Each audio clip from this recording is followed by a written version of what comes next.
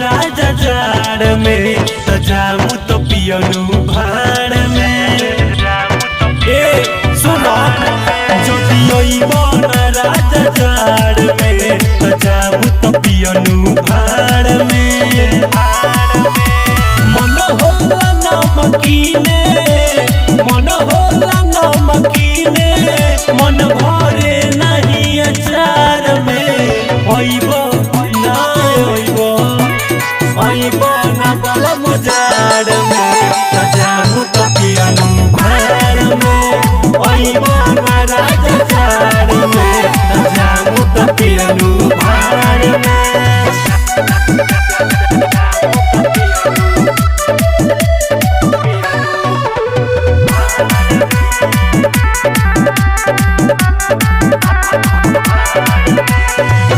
पूरा बदन हमार होता बीमान हो धीरे धीरे होता बलमू जवानी जियान हो। बुझबे हरी के पीर ना तो भटकत दिल। रही कबले बनी के साथी रही कबले बनी के साथी शीतल हरी कुहार में। आवा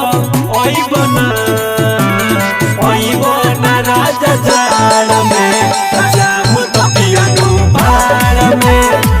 बना बलम जाड़ में जामू तो पियनु भाड़ में।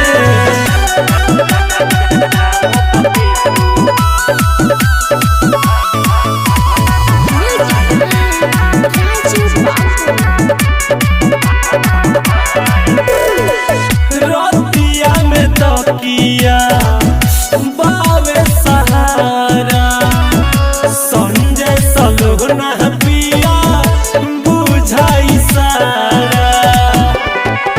सुनो अमित भतार जब करिले अन्हार।